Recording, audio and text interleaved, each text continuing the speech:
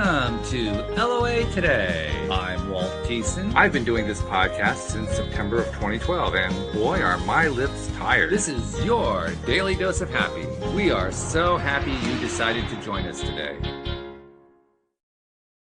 And Jody Lynn is not joining us today. She'll be back again next week. But I am joined today by Angelo Valenti, who is a practicing psychologist and consulting psychologist. He's a coach, he's an author, he's a speaker. And he's also somebody who's been through the wars like most of us have. And we're going to hear about that in a moment, too. But he works both with businesses and individuals, and he tries to help them find success and overcome failures and overcome frustrations and so forth. And so I think it's going to be an interesting conversation today. So Angelo, welcome to the show. How are you doing today? I'm doing terrific. Great to be here. Thanks for having me. Glad to have you. So, all right, first things first, you got to give us like the potted autobiography, right? So tell us about the trials and tribulations you went through, because what we find is that's where all the best learning happens. That's where all the best springboards happen. So we don't want to go through them, but at the end of the day, that's the good stuff. Oh, yeah. Okay. Well, let me see if I can highlight some of the bad stuff that's happened to me over the years. I guess the first real obstacle that I hit in my life was I graduated from high school, and my mother, who was severely disabled, my grandparents raised me, and my mom was in the household, but she couldn't do really too much to help raise me because of her disability. Wow. But she loved Notre Dame, good Catholic family. Mm-hmm. And she wanted me to go to Notre Dame for college. Ah. And I really wasn't crazy about the idea. I did like Notre Dame, but there were other places that I thought I wanted to go. Right. But I was so important in her life. I was an only child. And so I applied to Notre Dame. Got into Notre Dame and left home to go to college in the fall. And shortly thereafter, I realized Notre Dame was not the place for me. Wrong place. Oh, yeah. Wrong place. It was this was a long time ago. It was 1967. Mm-hmm. And Notre Dame was a very different school then than it is now. It was, let's say, a little bit more rigid than suited me. Had to wear a coat and tie to dinner. Right. They had to sign in every night before you went to bed just to make sure you were where you were supposed to be. And it was for freshmen. It was pretty strict, pretty tough, pretty restrictive. And it just wasn't what I thought the college experience should be. I had played 2 sports in high school, and I was not good enough or big enough to play sports at Notre Dame, but I still had the itch. So I went through a miserable 2.5 months. Came home at Thanksgiving and told my folks, I said, I can't do this. I'm sorry, I just can't do this. Sure. And to their credit, my mom included, she said, well, we want you to be happy. What do you want to do? And I said, what I'd really like to do is transfer to Case Western Reserve, which is in Cleveland, my hometown. And I can play 2 sports there. It's a smaller school, Division III. And you can come watch me play. Oh, there you go. And I can live on campus, but I can come home on Sunday and have a nice family dinner. And I think I'd be much happier doing that. And they said, great. So I transferred to Case Western Reserve and enjoyed that experience thoroughly. And I learned from that my parents were more understanding than I gave them credit for, I guess. They just wanted the best for me. They set high expectations for me, and I really set high expectations for myself. I really didn't want to disappoint them, and when I realized they didn't disappoint them, they ended up having a great time coming to my football and baseball games. So it worked out great. But at the time, I was mostly feeling relief from getting out of the short-term gulag that Notre Dame was for me. I get that. Yeah. And especially in that era, I mean, that was the 1960s. It was an era of change, but that doesn't mean everything had changed. A lot of things had not changed. And there was a lot of of strict stuff going on all over the country. Right. So you were that's what you were experiencing. Oh, sure. And to tell you how different things were between Notre Dame and Case Western Reserve, and I hope there aren't too many people from Case Western Reserve listening to this right now, but I went from a very strict environment to walking into the student union at Case Western Reserve. And keep in mind, it's 1968 now. Mm-hmm. There was a haze of pot smoke yes, covering over the ceiling in the student union. Right. So it was a little bit different. Just slightly. Yeah. Small difference. A little culture shock there. From an all men's school to co-ed dorms, which was another shock. So it was exactly the opposite of where I left. Right. So that continuing after college, I got married. My first marriage. Went to graduate school at the University of Georgia. Managed to get my PhD in 4 years, and my goal was to be a college professor, which I accomplished. My first teaching job was at Oklahoma City University, where I taught psychology in the late 70s and was promoted to the department chair of the psychology department after my first year, which came as a big shock to me. It came as a bigger shock to the individual who was the chairman who hired me. And got demoted. This was none of my doing. The dean thought it was a good idea, and I was too stupid to realize it wasn't a good idea. Well, it turned out to be okay. But after 4 years of teaching, I realized that I had 2 young boys at the time. I realized I couldn't support them in the manner that I was supported when I was growing up. So I left academia and joined a consulting firm. And they moved me to Memphis. Mm-hmm. So I started consulting with businesses. That was a shock also, because I was wearing T-shirts and jeans to work every day, and I had to buy like 3 suits that I could rotate. Especially in that era. Eyes and the whole thing. Yeah. I had none of that. That was a button-down era too. That was. Oh, absolutely. Business was very, very coat and tie all the time. Fortunately, that's changed a lot. So I worked for them for a couple of years and had a client in Nashville, and he really talked me into moving to Nashville and setting up my own consulting practice. So I was 33 years old. And I figured, what the hell? If it doesn't work, I can always get another job. And I'm 43 years later, I'm still doing it. Yeah. So that worked out pretty well. That was a big transition. Going to work for yourself when you've never done that. It can be a little stressful. There were times when I was sitting at my desk wondering where my next piece of business was going to come from. I know exactly how you feel. Yeah. Because I've been an entrepreneur for the last 25 years or so, and I know exactly what you're talking about. Oh, yeah. So it's feast or famine. Sometimes you might have a lot of invoices out, but you haven't been paid yet. So you don't know whether you're rich or poor. I mean, you're kind of in the twilight zone. So I've been in Nashville since 1982, and my first marriage ended. That was my call. I realized I wasn't doing her, my kids, or myself any favors. Being in that situation, it was just not right for me. And I was kind of I was not the person that I wanted to be in that marriage.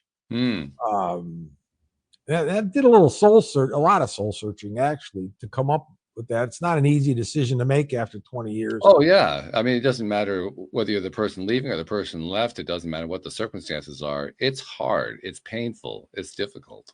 It is. And it wasn't easy on the kids. One was like 13 and one was 16, almost 17. So it was hard on them. It was hard on me. It was really hard on my ex-wife. Kind of came as a shock to her. But we got divorced, and learned what it was like. I hadn't been single really ever, because we dated through college and then got married, and then all of a sudden I'm single really for the first time in my adult life. And fortunately, I met my second wife uh, about 7 or 8 months after the divorce, Wow, that's quick. and by happenstance, it's right place, right time. And I think most people who meet the person that they're going to spend, if not the rest of their life with, at least a significant amount of time with, meet by happenstance. They don't go out that day saying, I'm going to meet my soulmate today. It just kind of happens, right? So that it just kind of happened. So we dated for a few years and got married 1995. Had a great marriage, raised her son since he was 2 years old. He's my third son. All my boys are very close to one another and close to me, thank God. And then another roadblock hit when my wife was diagnosed with ALS. Oh, yes. That was in 2009. And that I can honestly say I wouldn't wish that on my worst enemy. That is a terrible, terrible disease. So I found myself being a caretaker for 3 years in addition to working. So I had, during those 3 years, we were close before, but we actually got much closer during her illness. And I had my consulting practice was still going well. So I had something to do from 5:30 in the morning until 10:30, 11 o'clock at night every day for 3 years, between my work and taking her to doctor's appointments, making sure she was getting her medication, all the stuff that you have to do when you're taking care of somebody who's basically slowly dying. Yeah. And she passed away in 2012. She, I guess, fortunately, never got to the point where she was in a wheelchair or totally incapacitated. That is something. Yeah. Yeah, it is something. She developed pneumonia. Nobody dies of ALS. They die of something else, complications, usually pneumonia. And she died of pneumonia. So here I am, single again, and wondering what to do with all of the time that I all of a sudden had, because it was a terrible loss, but all of a sudden I didn't have something to do from 5:30 in the morning until 10:30 at night every day. Which means you're more likely to just keep playing it over and over again in your head rather than actually doing something. Well, it did take a while for me to readjust. It does. I mean, that's just part of the whole process. And my stepson, my son, moved back. He was working in East Tennessee, and he moved back to Nashville right before his mom died. And so we were roommates for a while. And then in 2013, the end of 2013, I met my current and last wife, Rachel. God bless her. She's a real blessing to me. And we got married in 2016 and have been enjoying life ever since. So a lot of good stuff in there. A couple of really hard bumps in the road, though. Well, yeah. But you're right. You learn a lot. I learned a lot about myself through both of those major life events that happened to me.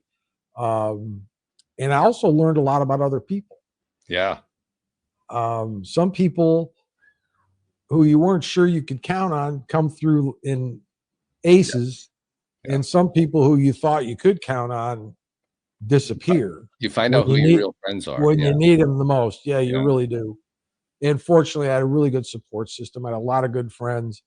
Don't have much family because I'm the patriarch of the family now. But I had a lot of good friends. My sons were all very supportive and very helpful to me throughout that. It was tough on them too because they really loved my second wife. They love Rachel too, my Sure. current wife. But and by the way, with the story of how you found out who your real friends were, it reminds me of a very famous friendship, friendship between Larry Bird and Magic Johnson. Oh, yes. Major rivals in Right. both college and in the NBA. I mean, they were constantly compared to each other. There was a big, I mean, basically the two of them saved the NBA. I think it's fair to say. Oh yeah, back at that time, you're right. That was like pre-Michael Jordan. Yeah. Oh yeah. Yeah. And Michael was actually in that era, but and he deserves a lot of credit for what he did. But really, it was those two. Yeah. It was Bird Johnson who did it, and then Johnson gets HIV. Right. And most of his friends, so-called, in the NBA wouldn't have anything to do with him. But he gets a phone call from his arch rival to find out if he's okay. And from that point on, they were like absolute, close friends. Not that they spent a lot of time together, but between that and there was a commercial that they did, a TV commercial they did where they became very close. That combination made them inseparable. And Johnson has commented on numerous occasions that he found out that Larry Bird was really a friend, way beyond basketball. An honest to God, true friend. Right. Yeah. Yeah. That's a and great to this day. I mean, there's one, she's a reporter for one of the Boston newspapers, I believe. And she made the comment one time that they have a private club. They're the only two members of their club. The club doesn't meet very often, but when it does, the meetings are intense and very personal and very private and very important to them. Well, don't you find that with the really good friends that you have? My best friend still lives in Cleveland and I'm in Nashville, but when we get together, it's like we've never been apart. We have a common language. We have some shared experiences that no other people know about. And it's a private club that nobody else can get in, and nobody else probably wants to get in either. Yeah, I hear you on that. But those kinds of connections are really important. It's one of the themes that I like to revisit here on the show quite frequently. In my view, there are really two factors that anybody needs to have in order to succeed at whatever it is they're trying to succeed at, whether it be a career or a relationship or a health issue or fill in the blank with anything they're trying to overcome. You need to have these two things. One is you have to have some sense of self-confidence and self-love. And two, you got to have great connections with people who are going to be there to support you. That combination gets you through almost anything. Oh, I say this all the time. In fact, I haven't said it in my book. I said, who you are today is the result of all the choices you've made, plus the quality of your relationships. Right. So if you don't have good, strong relationships, and you don't have to have a lot of great relationships, but the ones you have need to be genuine. Yes. And they need to be deep and they need to be fulfilling.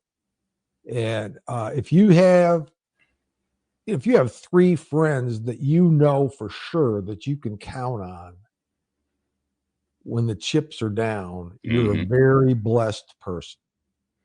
Yeah, I experienced that directly. I mean, you mentioned the divorce and the loss of your second wife to disease. I went through a divorce a little over 2 years ago. And one of the best things that happened to me going through that whole process was doing this show for up until that point, it was about a 10-year period. And the great contacts I'd made, people who were life coaches and therapists and psychologists. I mean, it's the best people you could possibly have in your corner to contact. Right. And I reached out to them and they were wonderful. They helped me. They gave me great advice, great help to get through a really traumatic time. Not that none of them could actually fix the problem. There's no way that could happen, but they could help me to move through it and to deal with what I had to deal with and to come out the other side running instead of crawling or falling over completely. Oh, sure. It can help you process what's going on just by having a sympathetic ear, a sounding board, or somebody with not the same experiences, but similar experiences that they can draw on to maybe point you in a direction that you hadn't thought about yourself. Absolutely. Yeah. It's a big deal. It's a very big deal. So you've been doing work in psychology. I have to comment. I had originally had an interest in psychology before I went to college. And then I took my first Psych 101 course, and I was totally devastated because it was Really? not all. I didn't realize that most of psychology at that time was about abnormal psychology. And Right. that's not what I was looking for. I wanted to look like, I wanted to understand normal psychology. Well, they didn't study that part. Right. It's funny you should mention that, because I wasn't going to be a psychologist. I went to college. I was going to be a dentist. I was taking pre-dental courses. My Oh, father was okay. a dentist. My grandfather was a dentist. So I was just going to be a dentist. That's really all I knew. Um, and I took Psych 101 as an elective. I got to get this off the screen. I'm having technical issues and I can't seem to We get have it. those all the time here. This is nothing new. So don't. All right. So I was going to be a dentist, and all the classes I was taking, I didn't like them. Biology, physics, organic chemistry. I had an active hatred for I have organic yet to chemistry. find anybody who likes organic chemistry. So I No, get the only people like it are the people teaching it. I'm not even sure they like it, to be honest. Well, my guy was in love with it. I mean, Oh, he he was. thought Oh, it okay. was Well, the I'm glad greatest somebody thing going. was. Well, he invented like styrofoam or something, so he was Okay. really into organic chemistry. Anyway, so I took Psych 101 and I enjoyed it. Actually, I had a TA teaching it, and he was good. And then I took Psych 102 just because I liked Psych 101. And then I said, what the heck? Maybe I'll minor in psychology. Can't hurt. So I took Psych 201, which was abnormal psych, but it was taught by a professor who at the time was president of the American Psychological Association. So he was like a big deal in psychology. And he was a fantastic lecturer. I mean, he was mesmerizing. One of the best lecturers I've ever seen. And that, even though I wasn't that interested in abnormal psychology, I was interested in psychology. And I said, what the heck? That was fascinating. So I just kept right on going, ended up majoring in psychology. And if your undergraduate psychology degree isn't good for much, so then I knew I had to go to graduate school, and that's Right. kind of when I decided I wanted to be a college professor. Okay. Yeah. Right. That was like I said, it was a disappointment for me, and I was really happy years later when psychology, a new branch of psychology, the positive psychology movement. Oh yeah, Yeah, I wish they had been around when I was in school. I was in school in the late 70s, and I right. wished it was around then, but of course that was about a decade and a half too early. I think I was probably a disciple of that before it existed, and I didn't have the I don't know what to promote it or project it, except in my own life, because I've always been a very positive person. Yeah. But I think the whole idea of personal responsibility and positive self-talk and not complaining and doing something about it instead of complaining about it, that whole idea is terrific. And I think it's helped a lot of people much more than rehashing all of the bad things that have happened to them in their life, because there's nothing you can do about those anyway. Yeah, I mean, if they're haunting you, certainly you need to find a way to let go of Oh, them. sure. Yeah, sure. But and one of the fascinating things to me is the guy who's considered to be the father of the positive psychology movement, Dr. Martin Seligman. Seligman, yeah, he's a he social psychologist. Actually, that's my degree, social psychology. Yeah. Right. Okay. Well, he wrote the book called Learned Helplessness. And Yeah. I actually read like half the book before I went into complete depression and closed it forever and never went back to it again. So when I found out that he was the guy who launched positive psychology, I said, no, it can't be the same guy. Same guy. Well, he's versatile. Yeah. Yeah. I studied learned helplessness in graduate school. So he's been around for a long time. Yeah. But it also, the reason I bring that up, it also kind of makes sense in retrospect, because it kind of ties into what we were talking about earlier, that our greatest traumas are where we learn the most. And Seligman, I think, learned from his learned experience, his learned helplessness research, that if you're going to learn that stuff, what's the flip side of it? What does the flip side tell you? And that's basically when he became head of the American Psychology Association, he's the one who said, we need to promote that. and he basically brought it to the fore. He's probably the main reason why positive psychology is a thing today, because he had that insight, and it came from his study of learned helplessness.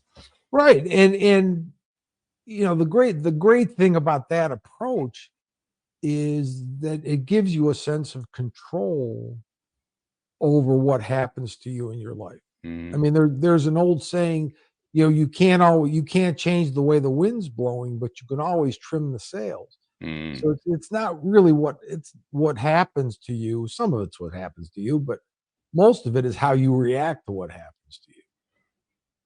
And if you approach anything with a better attitude, you're more likely to get a better result. Yeah, one of the things that I've learned the most, while you were going through your challenging situation, first with your divorce and then with your second wife, I became an entrepreneur strictly speaking, in 1995, but full time in 2002. And in 2008, the financial crisis wiped my business out. And it also wiped my ex-wife's business out. So we lost all of our income in a month, which was terrifying.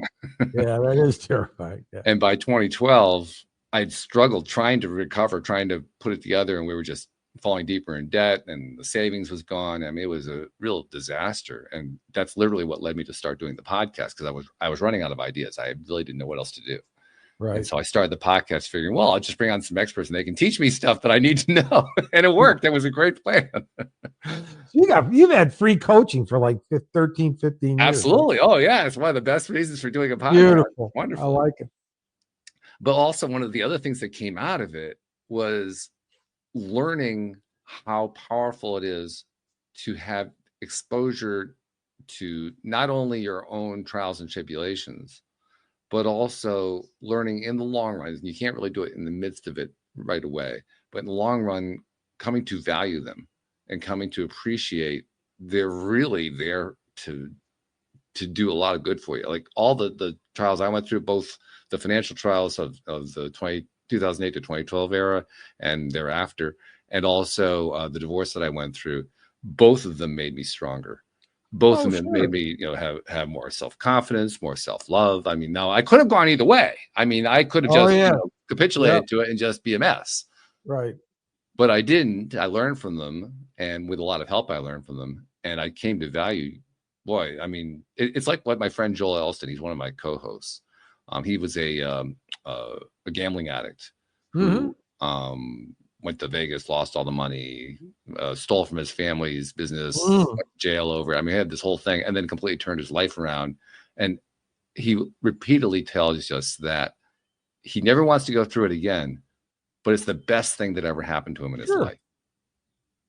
Well, it's, the old "what didn't kill you make you stronger," but if you look at it the right way, it really can make you stronger. And one of the things when I'm coaching people who are going through some difficulties, I tell them, you have survived 100% of the worst days of your life. That's a great track record. Yeah. So you know that whatever life throws at you, you can handle.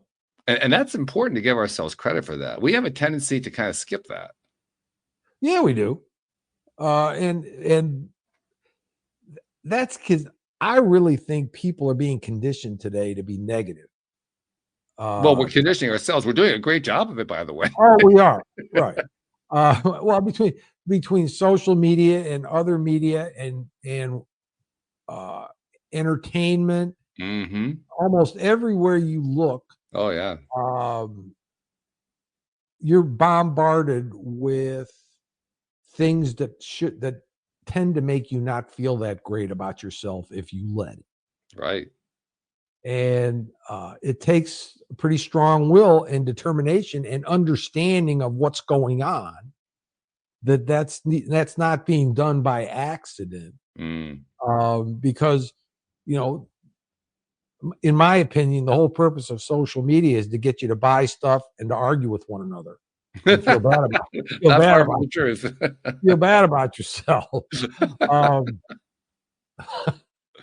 So, it's easy to feel bad about yourself when you're comparing yourself to somebody else's scripted, edited, curated version of what they want you to see. Right. And you're sitting there in your normal life, which is not, it's a little bit messy. Everybody's normal life is messy. Yeah. Life happens in the messy middle. It doesn't happen on the really good end and the bad end. But I think people can sometimes fall into that trap, and it makes it really tough for them to feel good about themselves. I know exactly what you mean. It did, and it took me quite a few years to get to the point where I could finally look at that with a different viewpoint. You mentioned getting the free coaching by doing the podcast. I certainly have gotten a lot of that, but I've also gotten something else out of it because I've interviewed hundreds of people over the years. Sure. I've had long, episode to episode conversations with a number of co-hosts as well, who I got to know very well. So I've had both sides of that.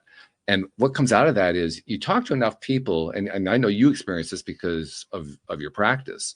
You talk to enough people, you start to hear enough perspectives, and those perspectives start to shift the way you think about things. Just because everybody has a different perspective on stuff. Oh, sure. And when you come to appreciate what those perspectives, like the way I like to express it is, I love the ones whose perspectives I have the same perspective with. I love those people. But they're not the ones I learn the most from. The ones I learn the most from are the ones I disagree with completely. Right. And you really have to dig deep to try to understand why they believe the things that they That's believe. right. Oh, yeah. And it's like a gut check every time. It is. And it's a rare and wise person who can say, they might be right. I got to rethink how I'm looking at things. Maybe their way of looking at it is better, more productive, help you sleep better at night, whatever it might be. But I don't think we're in an environment now where admitting that somebody else might be right happens a lot. I think it's actually improving, but I get your point because I mean, it's not hard to spot in society today. It's very obvious that kind of thing is going on. But by the same token, I do see a lot of it. I see a lot of improvement going on, and maybe that has to do with the fact that I've had my own improvement over the years. It's kind of affected my perspective, but I don't necessarily ask myself, well, are they really right? What I ask myself is, what part of it works for me? Okay. What can I take from this and use it? Yeah. Yeah. What parts? I mean, there are going to be some people saying some things, and I'll be very polite about it on the show, but in my head, I'm saying, you're absolutely full of shit. I'm not going to buy into that. Sorry, that's not going to happen. But there's a piece of it that I say, you know what? I don't agree with what they're saying, but that piece is useful. I can take that piece on. Yeah. I like that. Yeah. And often the people who have that kind of an attitude and that kind of a mindset, you don't encounter them as often. What you tend to see and hear are the people who are locked into a certain point of view, and they're loud about it. There's a lot of people doing great things, both in their personal life and in their professional life, that you don't know anything about because they're being real quiet about it. Right. Yeah, when you're doing the work, you don't tend to broadcast it. No. The things that get broadcast are the things that people aren't working on, actually, which is kind of odd. It's kind of like they're broadcasting saying, I'm really the expert on this, and that's how I'm not working on it. But hey, I'm right, so I don't have to work on it. Well, the things that people used to be ashamed of and would work on in private, they celebrate in public now. It's a way of getting attention. Okay. And that's not necessarily bad. That's got it's not necessarily, no, it's not necessarily bad. Absolutely. But I was raised with the idea that some attention is bad attention and some attention is good attention. And I think the lines have been blurred between what's bad and what's good, and what's productive and what's unproductive, what's healthy and what's unhealthy. I think some of those lines have been blurred. Well, I'll tell you what, I did get to the point where I decide to shift my way of thinking about good and bad, because I realized that most of the time when I was trying to think about something as being good or being bad, that the judgmental side of that was actually interfering with my own growth. So I decided that anytime I encountered a situation like that, instead of saying that it was good or bad, I would say that I liked it or I didn't like it. In other words, Okay. take the moral angst away from it. Because you Well, can you like know, whatever you want, you can dislike whatever you want. And that's perfectly okay. absolutely. Yeah. And you can. Some people would say, instead of good or bad, is this productive or unproductive? Yeah, that's a good way to Is do it it. helping Sure. me or hurting me? Yeah. Right. Yeah.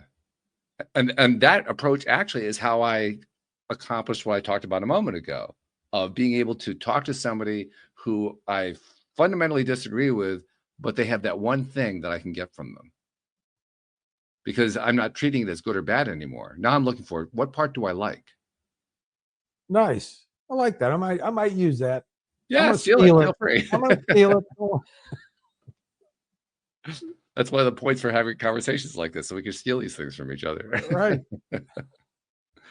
So let's look at your career a little bit, because you've been a consulting psychologist and coach for quite a few years, 43 years, I think you said. I mean, Oh, that's sure. I've been coaching before coaching was even a recognized before it was a profession. thing. Yeah. It was no right. I used to just call it acting as a sounding board for leaders. Okay. And my first client, one of the reasons he wanted me to set up my own practice in Nashville, he gave me an office in his suite of offices Oh, starting out, and it was generous but also self-serving on his part, because he wanted me close by where he could just pop into my office. I get it. Yeah, I Right? totally get it. Yeah, I mean, it was a win-win, absolutely. But he was fanatical about getting feedback. He loved getting feedback. And, he'd pop into my office and say, what should I be doing more of, less of, or different?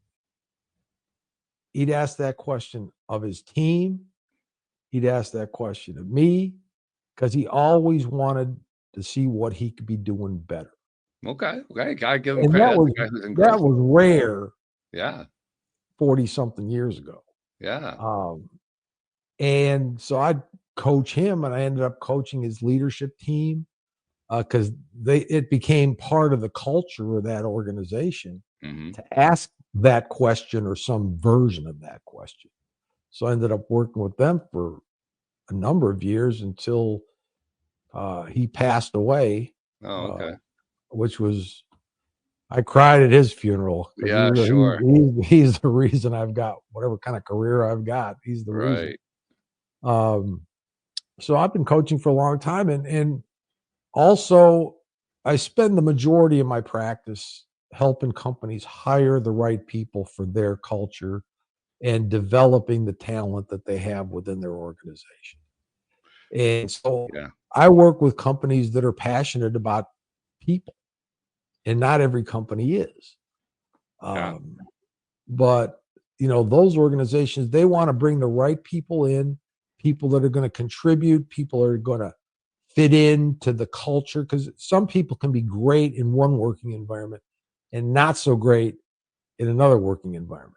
And the person's skills, talents, personality is the same, but you put them in a different setting, and they're going to be more or less productive and happy. I totally agree. Yeah. In fact, it reminds me of something. I have a tech background. So before I was an entrepreneur, I was working in the tech arena, servers and all that kind of stuff. And one of the things, of course, that comes out of that is that I have a lot of knowledge and appreciation about the modern stuff, including things like job boards, like Indeed.com and so forth. I understand how it works. I understand the thought process behind it. And I'll tell you, Angelo, I get really frustrated with them, because and it's not just Indeed, by the way. I don't want to say this is just this is what I'm about to describe is epidemic. It's happening throughout corporate culture. But what they've tried to do is they've tried to turn everything into an analytic. And in the process of turning it into an analytic, they have lost touch with what it is to hire a person. Right. They're now it's all about hiring a credential or a history. And they've taken the soul out of it basically, because a person in every organization I've ever seen, they tend to hire for skills and they end up firing for attitude. Yeah. Isn't that Right. interesting? And indeed, all the other job boards, they focus on skills. Does this person have the skills to do the job? Right. Well, people who get let go or fired in organizations, 99.9% of the time, it's not because they're incompetent, because they don't know how to do the job. Mm-hmm.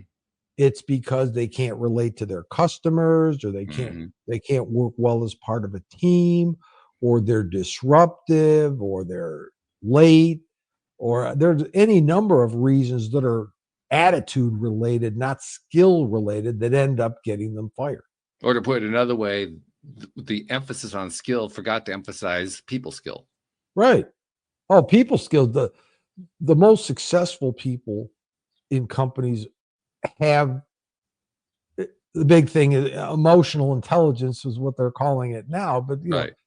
empathy, the ability to communicate, understand where other people are going through, understanding themselves, social self-regulation, social regulation, Right. all the things that make up emotional intelligence. Those are the people that tend to rise to the top. Mm-hmm. And unless they've got some specialized skill that nobody else has in that organization, that the organization really needs. Mm. And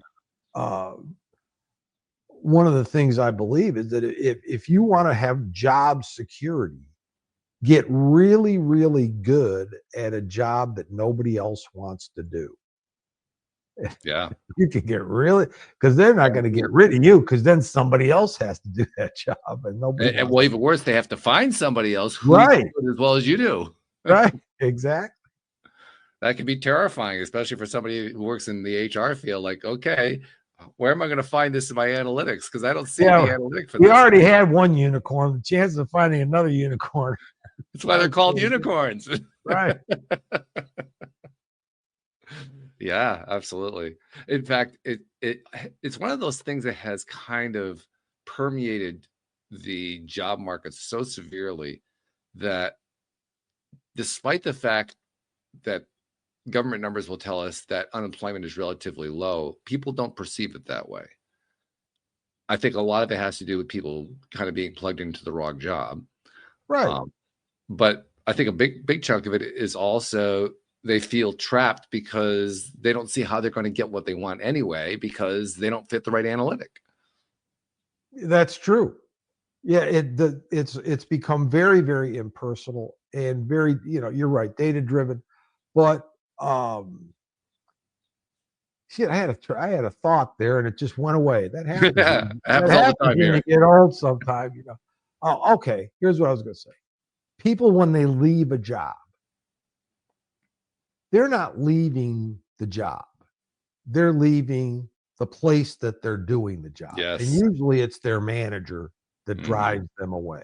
Yeah. Because they're applying for the same job someplace else. Right. Right. Yeah.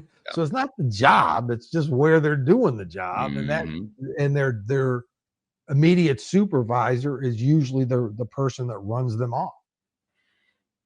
Yeah. It's interesting how often that happens too. Oh, sure. Yeah. And that's nothing new, by the way. I can't put all the blame on analytics for that. I mean, that's been around for a long time. You've been doing it for 43 years. I imagine it's been going on throughout that entire period. I wouldn't be surprised if it was going on in the Dutch East India Company. Exactly. In the 1600s. Right. Yeah. This is a long-term thing that's been going on.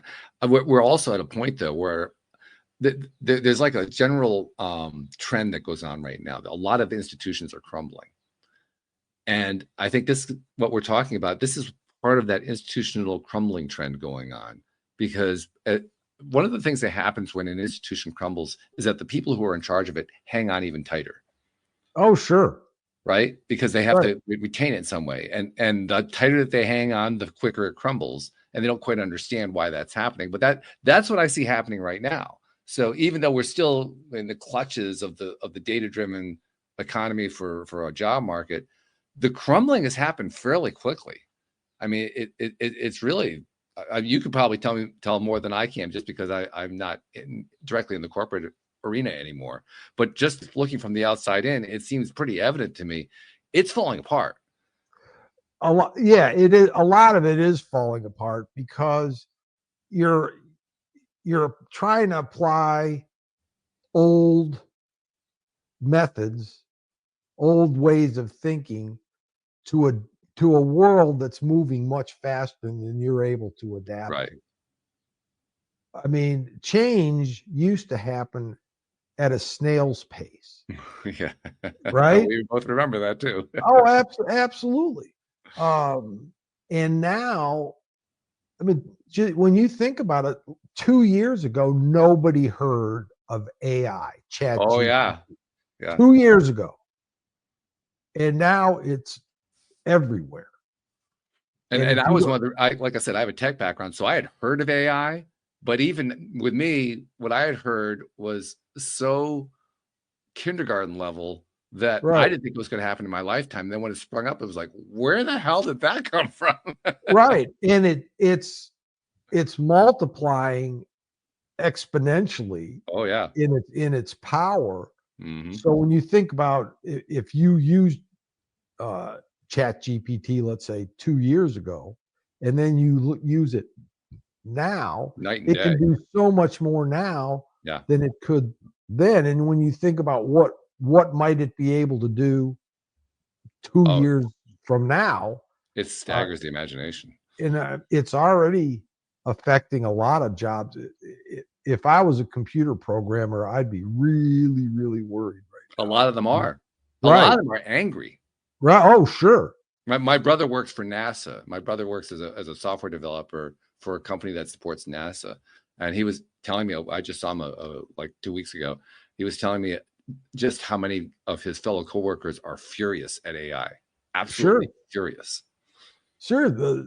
They've software developers, they've engineered their own destruction, basically. Pretty much in some ways, they coded their way right out of business. Yeah, well, they're also experiencing something they've never experienced before, because from the moment that software development became a thing, it has been a highly successful field to be in. Oh, absolutely. And now for the first time, their field is for. Well, it's not only in trouble, it may go away altogether.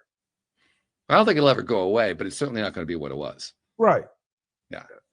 Yeah. What it was is, that was the golden era. Now the golden era is coming to an end. And as happens every time there's a golden era, when it comes to an end, it's like, oh my God, the world is ending. Until the next golden era, right. Until the next one, right.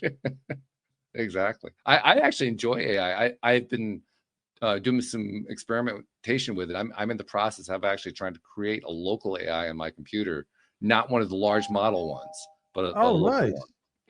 But I have somebody who's ringing my doorbell. I got to go grab the door. While I'm doing that, tell people about what you've been working with people in the corporate world who are dealing with AI issues, because I think it's really important. Okay, sure. All right, folks. One of the things that I see in the corporate world is AI is taking over some of the creative roles that used to be commonplace. Graphic designers, technical writers, things of that nature that companies used to have to hire for. People, how do you write marketing material? How do you write company report, annual reports, things like that? And that kind of writing is what AI is really good at. I was talking about. I was hearing it. Yeah. Companies used to hire technical writers, marketing writers. A lot of those writers, I hope they have some great novel ideas, because writing novels is going to be a better bet for them than writing corporate materials because that's just going to go away. Well, I And think what's even if the happening is, writing's not as good, it's well, going yeah, to that's be true. good enough Yeah. that businesses aren't going to pay somebody $100,000 to do what AI can do for And, nothing. and to be perfectly frank, what was already done in the realm of technical writing wasn't all that great anyway. Right. First of all, because the moment you wrote it, it changed 5 minutes from then, so it Right. was already out of date. A lot of the time, it kind of touched the surface of whatever it was that the guy was writing about or the woman was writing about, but there were often tremendous holes in it. So I think it's kind of one of those fields that needed to go away in the current form that it's in. You need to have something like an AI to come along so you can update stuff automatically, so that the technically written materials can keep up with the technology. Because otherwise, it doesn't really help a whole lot. I would like to think that AI can do a better job of writing owner's manuals or instruction manuals for any kind of device that you get. Well, let's be honest, that bar is a really low bar. Oh, right, it's a low bar, but I don't understand how people can pack those instructions into whatever it is that and expect you to understand how to operate that thing based on those instructions. And I know I'm old and I know I sound like a fogey, but I don't care. If somebody's going to write something down, I want it to be understandable and usable. And I'll tell you what, I honestly believe that one of the good things that's going to come out of this is, well, first of all, people are going to have to deal with the fact that entire industries are shifting, no doubt about that, and that's what we've been touching on. But in the course of that shift taking place, something else that I think is going to happen is we're going to rediscover the value of those human connections we were talking about before. Right. And in the process of rediscovering the value of those connections, I think we're going to see something that the economy as a whole has needed for at least 30 years and probably more. And that is a reemphasis on the value of customer service and customer relations. Yep. Because let's be honest, that has gotten it's gotten second-class citizenship, for goodness sake. It's awful. And the companies really that differentiate themselves in customer service are the ones that are thriving right now. Absolutely. Yeah. And they're probably small in number right now. They are small in number, but a lot of my clients are in industrial distribution. Mm-hmm. So they're selling basically widgets. Right. Okay. And all of the distributors have access to the same widgets. Mm-hmm. So what differentiates my clients from their competitors is the service that they provide. Yeah. And that's why they place such a big emphasis on hiring the right people, because those people are the people who are touching the customer. Yes. And if you can give a customer a personal touch, you're going to have a big advantage over somebody who has to press 10 buttons on a phone just to maybe get a live person to talk. Yeah. I think that's a trend that's going to shift very dramatically over the next 5, maybe 10 years. Well, at the rate technology is going, maybe not even 5 years, maybe 2 years.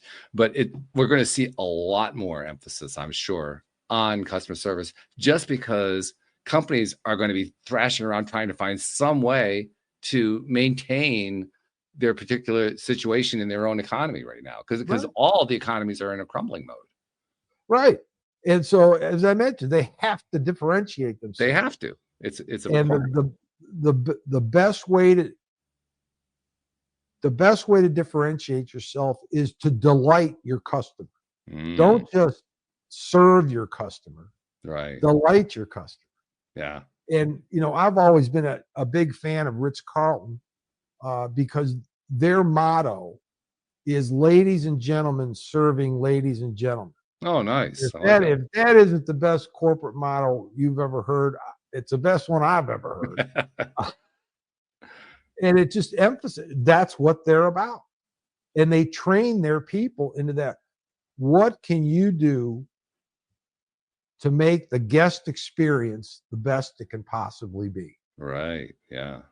And I think, most of I don't know where, if you stay in a lot of hotels lately, but the service level is dropping like a rock. You're lucky if you can get anybody to do anything when it needs to be done. Yeah. Yeah. So if you can have that kind of experience, of course it comes with a price tag, but if you can have that kind of an experience, you're going to want that kind of an experience. Right? Yeah, absolutely. I agree. As usual, when we have these conversations, I look at the clock and I say, where did the time go? And that's happened in this case. Dude, where did it go? Like, holy cow, it's gone already. What happened? But that's usually a sign. Actually, it's always a sign that the conversation's been good. It's been meaty. We've gone down some good rabbit holes, and there's no difference on this one. This has absolutely been another example of that. So I want to thank you for that. There are a couple things I like to do, though, at the end of every episode. First things first, there's a chance that somebody's listening, perhaps in a corporate capacity, that they need to have this kind of element introduced in their companies, which probably means they want to find out how to reach you. So I think we should probably tell them how to do that. I think that's a great idea. Okay. The easiest way to reach me is to go to my website, which is angelovalenti.com. And you can get all my contacts information there. You can book a free discovery call there. You can buy my book. My book is You're Making This Way Too Hard. Find Your Easy Way to Enjoy Life, right there. Okay. It's also available on Amazon, Audible.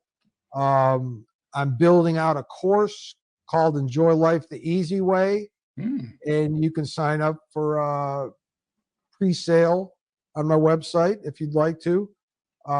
Again, angelovalenti.com. You can find me on LinkedIn, Angelo Valenti, PhD. You can find me on Instagram. You can find me on TikTok, Doc Angelo Valenti on TikTok. And I'd love to hear from you. If you'd like to book a discovery call, just go to www.reachangelo.com. And I'll be happy to talk with you. All right. Very good. I love that. And then the other thing I like to do is, there's actually three things I like to do, but one of them I can't do because that's where I turn to my co-host who's not here today. Because my co-host usually has a very unique perspective on the conversation. I mean, he or she usually participates, but they also are a listener. Right. And so they kind of represent the listening audience. And so I ask them to tie things together from the listener's perspective, which is a wonderful thing. But unfortunately, we can't do that today. What we can do, though, is the third one. The third one I started a few years back when I noticed, I mean, we were talking earlier about the impact of the modern technology, the social media, all this kind of stuff. People like you are doing podcasts with people like me. You're going on to podcasts, you're writing books, you're creating courses, you're doing all this stuff. You're posting stuff to put ideas out there. You're sharing your knowledge and experience with anybody who wants to listen and wants to get something from it. And it's a wonderful thing, but it's also something that we don't get much appreciation for, and we kind of forget about it because there are people who are benefiting from what we're talking about, from what you talk about, what I talk about, other guests that we never even hear about. Right. I mean, that's just it's kind of the anonymous nature of the internet, right? We have people who are listening and we don't even know who they are. We don't know what they're getting out of it or what they're doing with it. Right. And I realize that's something we need to give credit for. So Angela, on behalf of those people you've never met and you've never seen, never will meet, never will see, who you've been helping in ways you don't even know about by putting out your book, by coming onto the podcast, by doing all the stuff that you're doing. On their behalf, thank you for what you're doing because you're making a difference in this world. Thank you very much. You are too. I really appreciate you saying that because that's what I'm all about at this point in my life. That's all I want to do is make a positive difference in somebody's life. I hear you. Yeah. Well, thank you very much for coming here and making a positive difference in our lives. We appreciate it. I had fun. This is a fun conversation. So thank you. Thank you. Me too. Really good. And thank you to our podcast listeners everywhere. We'll see you all next time here on LOA Today. Goodbye, everybody.